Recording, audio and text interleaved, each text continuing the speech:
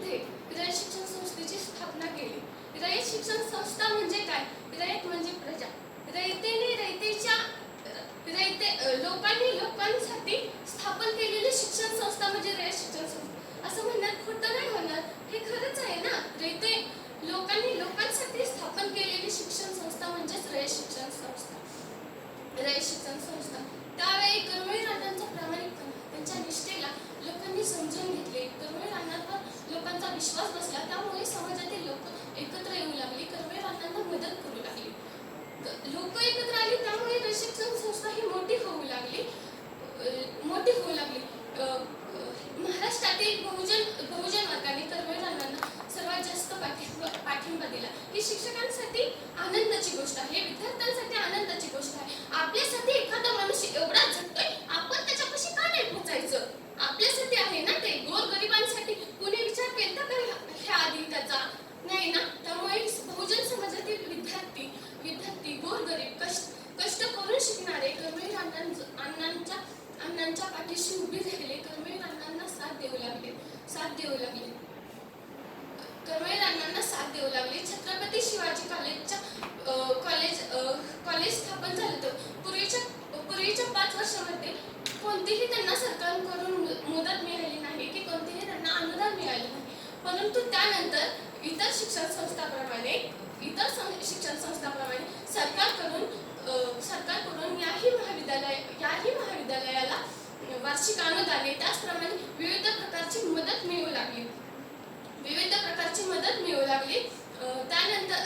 त्यानंतर छत्रपती शिवाजी कॉलेजच्या प्रारंभीच्या बिकट काळात सातारच्या जिल्हा लोकल बोर्डाकडून भरीव सहाय्य लाभलं. कर्मवीर अण्णांच्या रयत शिक्षण संस्थेला सातारच्या लोकल बोर्डाकडून भरीव सहाय्य लाभलं. सातारच्या लोकल बोर्डाकडून दरवर्षी रयत शिक्षण त्या महाविद्यालयाला तसेच रयत शिक्षण संस्थेला 5,000 रुपये वार्षिक अनुदान मिळू लागलं. हे अनुदान श्री बाळासाहेब देसाई यांच्या पुढाकाराने मंजूर झाले. त्या काळी सरकारकडून कर्मवीर अण्णांवर गैरमर्जी झालेली होती. हे माहीत असूनही श्री बाळासाहेब देसाई यांनी पुढाकार घेऊन हे अनुदान मंजूर करून खूप मोठे धारिष्ट दाखवले. सरकारचा आपल्यावर रोष होईल हे माहीत असूनही बाळासाहेब देसाई हे घाबरले नाही. त्यांनी अनुदान मंजूर केले. त्याचप्रमाणे 1940 ते 1950 हे रयत शिक्षण संस्थेला चांगले वर्ष गेले. बंडू गोपाल कदम यांनी खूप प्रकारे देणग्या दिल्या. त्याचप्रमाणे धोंडोजी पाटलोजी भोसले यांनीही त्या काळी खूप मदत केली. कर्मवीर अण्णा तरुणांसाठी एवढे कष्ट करत आहेत हे सातारच्या विद्यार्थ्यांना समजले. त्यांना त्यांच्याबद्दल आदर वाटला. त्यांना असं वाटलं की आपण त्यांचा आदर केला पाहिजे, आपण त्यांना काहीतरी दिलं पाहिजे. त्यासाठी त्यांनी 1 लाख रुपयाची थैली कर्मवीर अण्णांच्या हातात दिली. तो निधी गोळा करण्यासाठी श्री जी.डी. साळुंखे साहेब, त्याचप्रमाणे श्री खैरमोडे साहेब, श्री कोकाटे साहेब, श्री बी.जी. पाटील साहेब, श्री वाय.सी. पाटील साहेब आणि राजमाताबाई पाटील या विद्यार्थी नेत्यांचा त्यात पुढाकार होता. सर्वात मोठी देणगी ही जीवाजीराव महाराज शिंदे यांनी 1954 साली श्रीगोंदा येथे आपली 5 मजली इमारत रयत शिक्षण संस्थेला स्वाधीन केली. त्याचप्रमाणे त्यांनी अनेक देणग्या रयत शिक्षण संस्थेला दिल्या. त्यानंतर त्यांनी अहमदनगरच्या पारनेर तालुक्यातील जामगाव येथील आपली इमारत रयत शिक्षण संस्थेला दिली. ती इमारत 2 मजली असून तिच्या भोवताली 29 बुरुजांची तटबंदी आहे. त्याच्या आत 87 एकर जमीन असून ती रयत शिक्षण संस्थेला त्यांनी उदार हस्ते भेट दिली. ही का केली? कारण कर्मवीर अण्णांचा प्रामाणिकपणा, त्यांची निष्ठा, त्यांची कामाबद्दलची निष्ठा ही त्यांना पाहिली होती. त्याचप्रमाणे त्यांनी श्रीगोंदा येथील 4 इमारती रयत शिक्षण संस्थेला दिल्या. ह्यामुळे रयत शिक्षण संस्थेचा विस्तार हा किती मोठा आहे? रयत शिक्षण संस्थेचा विस्तार हा खूप मोठा आहे. रयत शिक्षण संस्थेत 41 महाविद्यालय, 439 हायस्कूल, 439 एवढे बोलून मी माझे भाषण संपवते.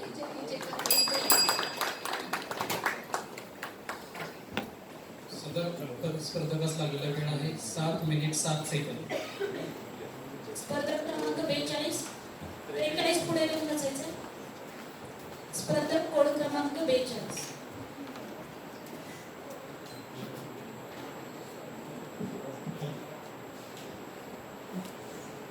42 तयार आहे.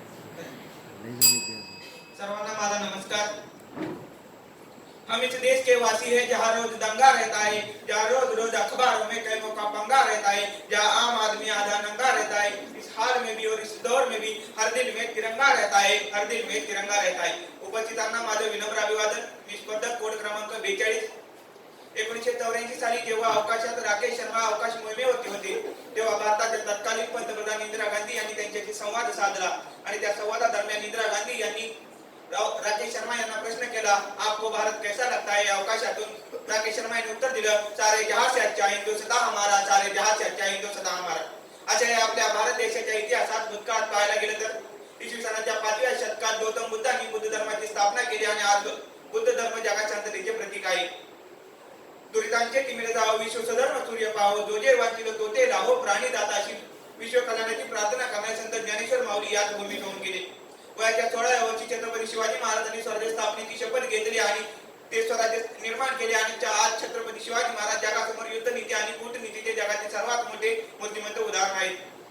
भगतसिंग, सुखदेव, राजगुरू यांनी फासावर चढताना इन्कलाब जिंदाबादचा नारा दिला आणि संपूर्ण देशाला स्वातंत्र्य लढ्यासाठी खडखडून जागा करून सोडलं.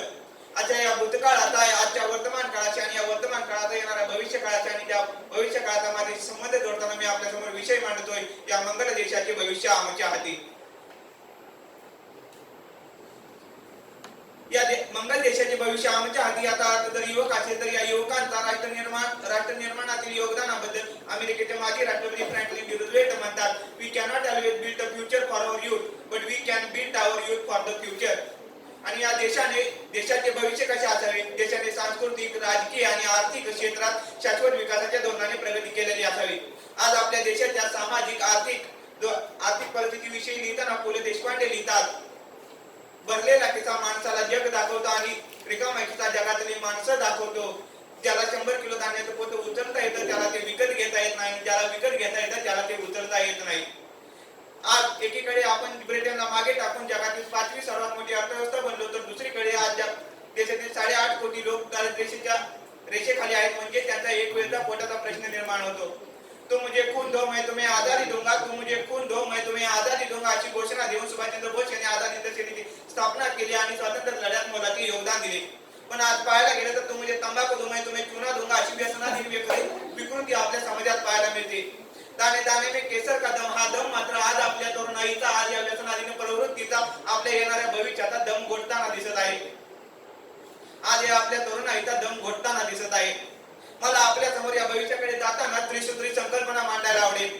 पहिली गोष्ट त्रिपुरुष समानता, दुसरी पर्यावरण संवर्धन आणि संरक्षण आणि तिसरी गोष्ट भारत माझा देश आहे या प्रतिज्ञेचे प्रात्यक्षिकीकरण.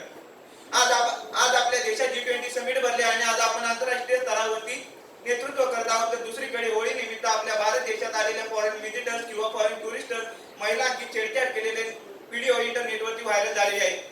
2013 पासून आज 2022 पर्यंत वार्षिक सरासरी 30,000 महिलांची रेप झालेल्या केसींची नोंद आपल्या पोलीस कार्यालयांमध्ये आढळते. अशा या परिस्थितीत आज या समाजामध्ये प्रश्न निर्माण होतो की या स्त्रियांच्या सुरक्षेबद्दल आणि स्त्रियांच्या समाजातील स्थानाबद्दल प्रश्न निर्माण होतात. आणि म्हणूनच या आपल्या अंधकारात आलेल्या भविष्याकडे जात असताना आपल्या हाती स्त्री पुरुष समानतेची मशाल असायला हवी. आज आपण ज्याला ग्लोबल वॉर्मिंग म्हणतो, ज्याला वैश्विक तापमान म्हणतो, ते वार्षिक सरासरी एका अंशाने वाढत आहे. एखादा मासा पाण्यात असावा, तो पाण्यात गळाला अडकावा, तो बाहेर काढावा, तडफड काढावा, मरून जावा, तसा पर्यावरणाचा ऱ्हास होताना माणूस फडफड करून मरून जावा आणि डायनासोर सारख्या एखाद्या इतिहासात जमा व्हावा, तशी आज परिस्थिती आज उद्भवलेली आहे. आणि म्हणूनच ते आपल्या या भविष्याकडे जात असताना आपल्यासोबत पर्यावरण संवर्धन आणि संरक्षणाची ढाल असावी. आता प्रश्न निर्माण होतो, एखाद्या स्त्रीकडे उलट्या नजरेने पाहताना आपल्या घरातले सांडपाणी नदीत सोडताना किंवा आपल्या कारखान्याचे सांडपाणी नदीत सोडताना सार्वजनिक ठिकाणी गुटखा खाऊन थुंकताना आपण विसरून जातो की भारत माझा देश आहे. भारत माझा देश आहे ही प्रतिज्ञा जर आपण प्रात्यक्षिकरणात आणली तर भारत माझा देश म्हणता म्हणता आपला देश आणि आम्ही भारताचे लोक ही संकल्पना मात्र आपल्याला साकार झालेली दिसेल. आज आपण मानतो की बेरोजगारी, दारिद्र्य, भ्रष्टाचार, आर्थिक विषमता अशा अनेक समस्या आज आपल्याला भेडसावत आहेत. परंतु अशा अनेक समस्यांमधून अनेक व्यक्तींनी आपल्या देशाला विकसनशील होण्यामध्ये योगदान दिलं. आपण पाहतो की तमिळनाडूच्या रामेश्वरम येथील समुद्रकिनारी खेळणाऱ्या एका लहान मुलाला आकाशात पाहिलं आणि आकाशात त्याला उंच विमान उडताना दिसलं. त्याच्या मनात इच्छा निर्माण झाली की आपण त्या विमानाचं पायलट व्हावं, अशीच आकाशात उंच भरारी घ्यावी. त्याने ते स्वप्न पूर्ण करण्यासाठी एअरफोर्स मध्ये फायटर पायलट होण्याचा निर्णय घेतला आणि त्याने कित्येक प्रयत्न केले, तो मात्र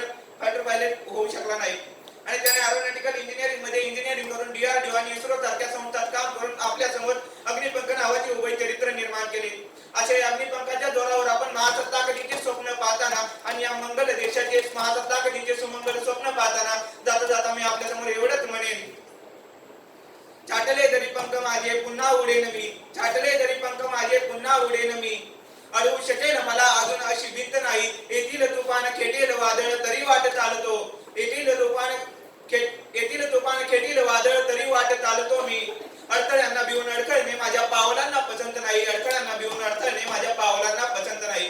मी एवढे पण विचार मंचाची रजा घेतो. धन्यवाद. स्पर्धकास लागलेला वेळ आहे 5 मिनिट 41 सेकंड. आणि सर्व विद्यार्थ्यांना एक रिक्वेस्ट आहे की आपण सर्वांनी शांततेचं पालन करावं व स्पर्धकास सहकार्य करावं. स्पर्धक क्रमांक 43, कोड क्रमांक 43, पुढील 44 येऊन बसायचे. कोड क्रमांक 43. कोड क्रमांक 43 आपण तयार. नमस्कार. सर्वप्रथम मी कोड क्रमांक 43 आदरणीय व्यासपीठावरून रयत शिक्षण संस्थेच्या कार्यात समाजाचे महत्त्व याविषयी बोलण्यासाठी मी या ठिकाणी उभा आहे. कर्मवीरांच्या जीवनाविषयी जाणून घेत असताना, समजत असताना, या रयत शिक्षण संस्थेविषयी समजत असताना, जाणून घेत असताना काही अपवादात्मक बाबी, काही अपवादात्मक गोष्टी माझ्या लक्षात आल्या, ज्या की फक्त महान व्यक्तिचरित्रांमध्ये आढळून येतात. की त्यांचं जीवन, त्यांचा संसार हा तुमच्या आमच्यासारखा पैसा, प्रसिद्धी, प्रेम आणि प्रतिष्ठा या गोष्टींच्या अवतीभोवती रेंगाळणारा नव्हता. कर्मवीरांचं जीवन, त्यांचा संसार त्यांचा संसार नव्हताच, तर तो समाजाचा संसार होता, समाजासाठीचा संसार होता, देशाचा संसार होता, देश कल्याणासाठीचा संसार होता. कारण छत्रपती शिवशंभूंच्या ज्वलंत आणि जिवंत इतिहासानं संत रामदास स्वामी, एकनाथ महाराज, तुकोबा, ज्ञानोबा, जनाई, मुक्ताई आणि रामदास स्वामींच्या भक्तीनं पावन झालेला महाराष्ट्र कुठेतरी कर्मकांडाकडे चालला होता. जातीपाती धर्मभेद वाढत होता, पुरुष वर्चस्ववाद, जमूहवाद आणि समूहवाद वाढत होता. आणि हा वाढणारा समूहवाद, जातीवाद, ह्या सर्व गोष्टी ज्यावेळेस समाजाच्या जीवनशैलीचं स्वरूप ज्यावेळेस यांनी घेतलेलं होतं, त्यावेळेस अशा जीवनशैलीचं स्वरूप घेणाऱ्या आणि या गोष्टींना फुलावा देणाऱ्या, वाईट वर्तन करणाऱ्या विकृत माणसांची कर्मवीरांना प्रचंड चिड यायची. परंतु अशी वाईट वागणारी विकृत माणसं वाईट नाहीत. मुळात माणूस वाईट नसतो, त्याची विचार प्रवृत्ती, त्याची मनोवृत्ती, त्याची मानसिकता वाईट असते. आणि या मानसिकतेच्या उत्पत्तीचं खऱ्या अर्थानं जर कोणी कारणीभूत असेल तर तो म्हणजे शिक्षणाचा अभाव. हे ज्यावेळेस कर्मवीरांना समजलं तेव्हापासून त्यांच्या या शिक्षण प्रचार आणि प्रसारणाची सुरुवात झाली. आणि तेव्हापासूनच महाराष्ट्राच्या क्रांतीला प्रगतीचा मार्ग मिळत गेला. ज्या खेड्यापाड्यातील वाडी वस्तीवरची उघडी वागडी कष्टकऱ्याची, शेतकऱ्याची पोरं आई बापासोबत शेतात राबत होती, ज्या हातांची दोस्ती शेतातल्या अवताची होती, त्या हातांना शाहीच्या दौताची दोस्ती करायला लावण्याचं काम कर्मवीरांनी रयत शिक्षण संस्थेच्या माध्यमातून केलं. अज्ञानाच्या भळभळत्या जखमा कपाळावरती घेऊन भटकणाऱ्या हजारो अश्वत्थामांना रयत शिक्षण संस्थेच्या वटवृक्षाखाली आणून त्यांच्या जखमांवरती ज्ञानाचं तेल सोडण्याचं काम कर्मवीरांनी रयत शिक्षण संस्थेच्या माध्यमातून केलं. ज्या व्यवस्थेत स्वयंशिस्तीने शिकणाऱ्या एकलव्याचे अंगठे तोडून घेतले जात होते, त्याच मातीत, त्याच व्यवस्थेला ठेंगा दाखवणारे शेकडो स्वावलंबी एकलव्य उभा करण्याचं काम कर्मवीरांनी रयत शिक्षण संस्थेच्या माध्यमातून केलं. 18 पगड 12 बलुतेदार जाती समूहाची मुले एका संस्थेत आणून त्यांना गरीब श्रीमंत, मोठा बारका, लहान मोठा असा कुठल्याही प्रकारचा भेद करायला न लावता हातात कोरं कोरपं कुदळ देऊन शेतीबरोबरच मनाची मशागत करायला शिकवत असताना एकदा एका तज्ञ माणसाने कर्मवीरांना सल्ला दिला की अशी कष्टाची कामं ही शिक्षणासाठी घातक असतात. लगेच कर्मवीरांनी त्यावर उत्तर दिलं की मला संस्थेमध्ये शिकणारा प्रत्येक विद्यार्थी हा विद्यापीठावर रेवटी वाटणारा किंवा अर्ध्या हळकुंडात पिवळा झालेला नाही बनवायचा, तर ज्याच्या हाताला घट्टे पडून या देशाच्या हितासाठी स्वावलंबी राष्ट्र निर्माण करणारा कार्यकर्ता मला बनवायचा आहे. भारतासारख्या खंडप्रांत देशात श्रमाचे संस्कार शिक्षणाच्या वयात करण्याचा पराक्रम या महाराष्ट्राच्या महान भूकरटी भाषिकांनी रयत शिक्षण संस्थेच्या माध्यमातून करून दाखवला. ज्या प्रकारे एखादा कष्टकरी शेतकरी पडीक जमीन घेऊन तिला सुपीक बनवून त्यावर शेतमळे फुलवण्याचं काम करतो, कर्मवीरांनी रयत शिक्षण संस्थेसाठी उजाड मांडरा घेऊन त्यावर ज्ञानाचे मळे फुलवले असले तरी त्यांच्यासाठी ते पुरेसं नव्हतं. कारण फक्त सुशिक्षित माणूस हा सुसंस्कृत किंवा सुजान असतो असं नाही. माणूस सुजान किंवा सुसंस्कृत तेव्हा होतो ज्यावेळेस त्याचं वैचारिक प्रबोधन होतं, आणि वैचारिक प्रबोधन तेव्हाच होतं त्यावेळेस तेव्हा तो प्रगल्भ होतो.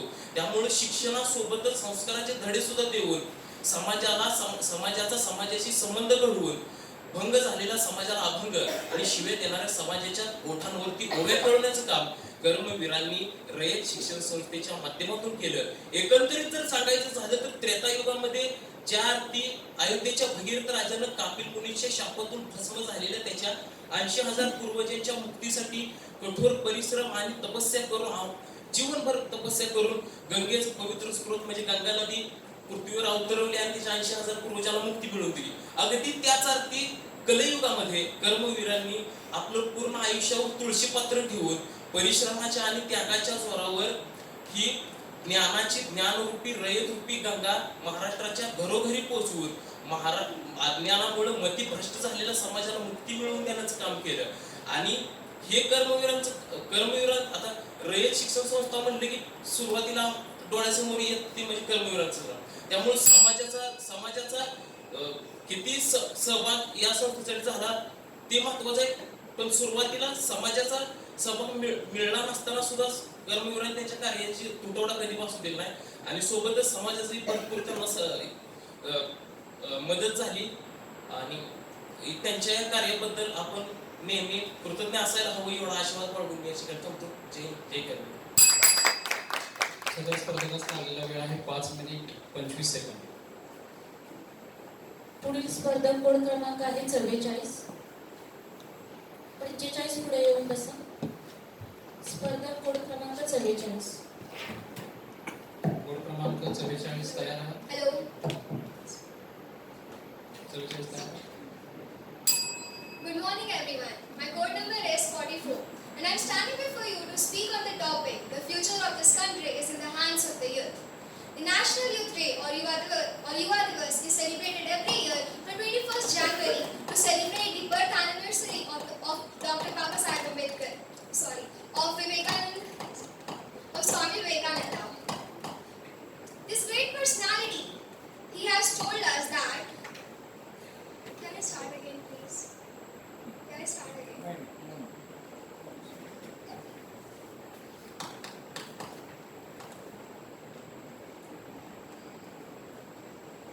The National Youth Day or Yuva Divas is celebrated every year on 21st January to celebrate the occasion of the birth anniversary of Vivekananda, Swami Vivekananda, to remember his works and apply his teachings and principles in our life.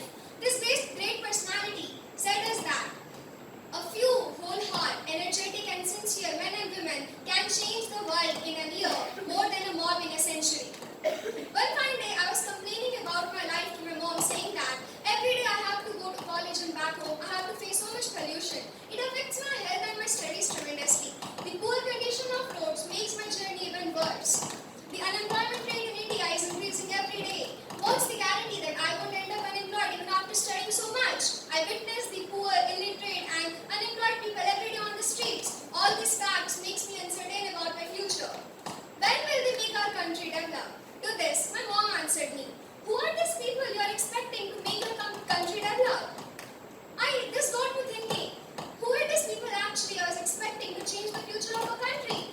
She gave me the answer, it's you, the youth. You are the youth, you are the most energetic, passionate, creative, brave, fearless, impetuous individuals. You have all the strength and capabilities to shape the future of our country and overcome all the problems of our country, from pollution, poverty, unemployment to illiteracy. You are the youth who are graduating yourselves in schools and colleges, who will soon take up the roles and responsibilities of our country and represent our country in all the affairs. So, it's you, the youth. This talk made me feel so powerful, and I realized that how our contribution can affect our country in so many ways. And I realized that we are the foundation of our country. But I again got sad and said, but mom, how can we, the youth, change the shape of our future of our country? Because when I look at myself and the young people out there, we are drawn in the dark. Our own futures are drawn in the dark. We are addicted to social media, drugs and alcohols. We are stressed due to the competitive environment around us. We are depressed. We often get suicidal thoughts. We are so much influenced by the peer pressure. When our own futures are in the dark, how can we lead the country?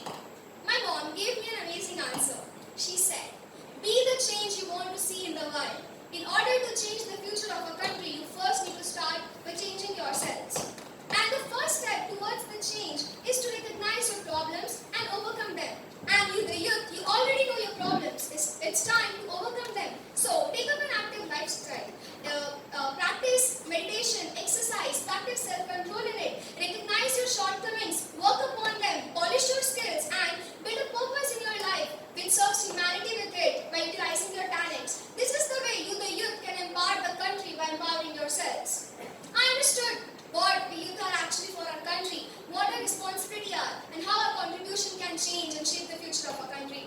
Today, we have the opportunities of social media and internet, utilizing which we can not only create our careers, get it monetized, but also learn any skill, get access to infinite information, influence lakhs and crores of people worldwide through it. We have the ongoing revolutions of infotech and biotech, utilizing which we can immensely affect the future of our country and our own careers. Our incredible India, its rich heritage, is the contribution of its great men and women of the history. Due to inept leaders, our country not only got looted, enslaved, brought on the knees by the invaders, but we also lost the opportunities of industrial, manufacturing and computer revolutions. But in spite of all this, the older generations back then were able to get their feet on the industries like IT, pharmaceutical, space programs, and were able to shape the future of our country to some extent. But even today, even after so many years of independence, we don't stand on a stage where we can stand and proudly say that the future of our country is bright. There is a lot to do in order to be able to say that, and that is all in the hands of we the youth. Only an active participation can lead our country towards progress and make it prosperous and lead it in all the fields possible, from science and technology, healthcare, infrastructure, trade, agriculture, space and technology, to the country of strong values and ethics. The youth population in India is the highest. Nearly 50% of the population in India constitutes of the youth, and this population has the power to either make or break the future of our country. Only active participation can make the best futures for our country. Few of the finest examples of the youth, young and energetic, who with their works are inspiring thousands of youth, are Hima Das, Mary Kom, Chanu Mirabai, Neeraj Chopra, Nikhil Kamar, PV Sindhu, and so on. We can take inspiration from them. Today, India stands on the crossroads of history. The crossroads of young and energetic are getting crushed by its own population. To all the youth sitting here, it's time we realize that we are the future, we are the hope of our country. So, we need to evolve ourselves in such a way that not only our country but also the whole world feels proud of us. I remember a few lines said by Dr. APJ Abdul Kalam sir. He said, "As a young citizen of India, I realized small ink is a crime. As a young citizen of India, armed with technology, knowledge and love for my country, I realized small ink is a crime. I work hard and sweat to achieve a great vision, a vision of transforming India into a developed nation, empowered with economic strength and value system. The youth sitting here, we are the future. Let us develop ourselves in such a way that everyone who looks up at India feels proud of our country, of the youth, and looks at our country with the inspiration to be like us. It's all in our hands. We have the largest population. Just imagine if we strive to live to our best, to our fullest potentials, what can we do? We can achieve, we can go beyond our limits. Thank you so much. सदर स्पर्धकास लागलेला वेळ आहे 7 minute 6 second. पुढील स्पर्धा code क्रमांक आहे 45. 46 पुढे येऊन बसायचं. स्पर्धा कोड क्रमांक 45. Hello. तयार आहे? Yes. Yes, sir. Good evening to one and all present here. My code number is 45 and my today's topic is the one that has been the topic for as long as anyone can remember. The fruition of women education. Women has been denied of their basic human rights and suffer the worst of male patriarchy in not only India but other countries too. And this has gone for ages and ages. One way to ensure that women are aware of this is to educate them, to literate them and to make them an independent human being. Men and women are both equal aspects of the society and one cannot excel when the other is held back. So education is a chance to increase the status of India from developing country to a developed country. Education fights against the discrimination based on gender, and as Malala Yousafzai said, we cannot all succeed when half of us are held back. You must be sitting over there and interesting thought my thought that why is women education so important? Now it must be a cold day in hell for you to wonder that, but I'm here to objectify exactly that thought of yours. Girl education signifies that we, women, are equal to men in each and every aspect of the society. It reduces inequality in the society. Higher female literacy rates ensures that there are lower child mortality rates. Educated women are more able and make better decisions for themselves, their families, and as well as their children. We don't say mulgi shikli pragati zali for nothing.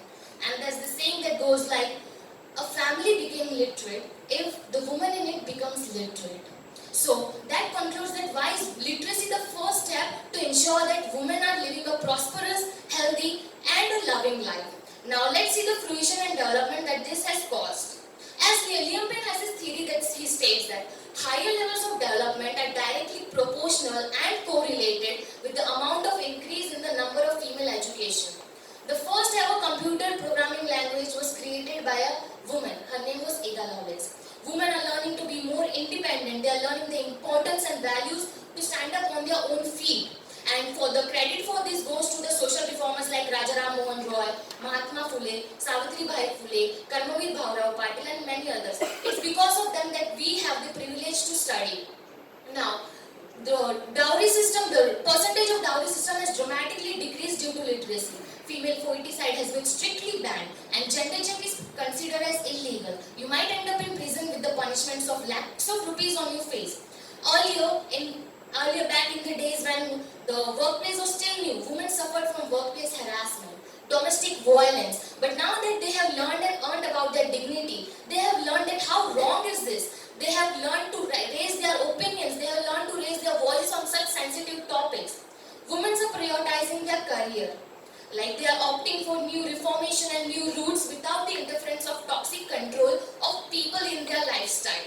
Take example of Marie Curie, amazing scientist and chemist, famously known for her radioactivity theory. She won not only one but 2 Nobel Prizes in the shy beginning of 1900s. She was the first woman to win a Nobel Prize and the first human being, not a woman, a human being, a person to win Nobel Prize twice in the 1900s. While she was herself from 1860s. After Curie, there has been a tremendous growth in various careers field related to women, be it in music industry like Taylor Swift, Beyonce, Mish, and of course our own late Lata Mangeshkar ji.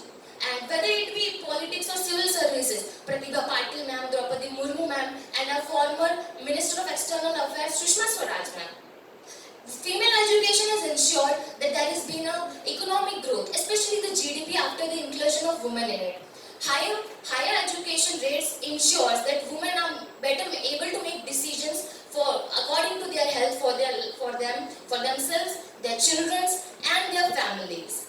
Evidence has pointed out that there is likelihood of more democratic governments with higher ratio of female educations in it.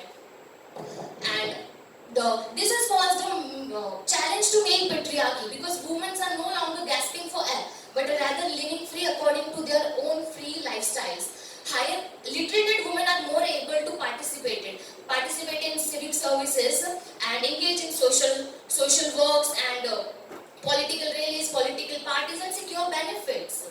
Education has cognitive benefits and of course it is called for because more cognitive benefits means more increase in the quality of life. Women has achieved this with social recognition, high standard living and of course increased hygiene. We have learned to love and accept ourselves for what we are. Doesn't matter our skin color, doesn't matter our body type, doesn't matter our height, doesn't matter who we are, doesn't matter our facial features. We have learned to grow comfortable in them. And women like Indira Gandhi, Priyanka Chopra, Falguni Nayar ma'am and Kalpana Chawla, Mishi, Oprah Winfrey, Michelle Obama has been an influence to millions and billions of people across the globe. They have taught to us that you should be able to stand up for themselves, to raise your voices against injustice, to grow comfortable in your own skin. But as I said, education has cognitive benefits and of course it is called for. But let me be a little bit on your face and ask, is this true? Is it really actually truly changing anything? Because we are over here being criticized for our morals, our ethics, our values, our opinions and whatnot. Every day I walk down the street, I'm judged. I receive so many judgmental stares and whispers for what I choose to wear every single day. I'm questioned for having my set of beliefs and ideologies. Why? So one can only wonder what other women have to face. Girls in India are educated so that they can have higher chances of marriage, for extra qualities for marriage. What is the point if she can't be self-sufficient? We can't choose our own career paths. We can't raise our voices. We are gasped. Like as I said, we have changed, but have we really change. Ask yourself that are we really getting the fruit that we sowed and increased? Because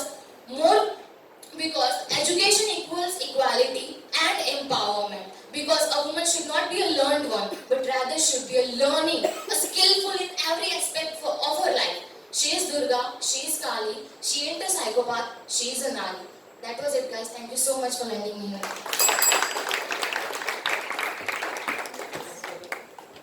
सदर स्पर्धकास लागलेला वेळ आहे 6 minute 43 second. पुढील स्पर्धक क्रमांक 46 47 February स्पर्धक code क्रमांक 46.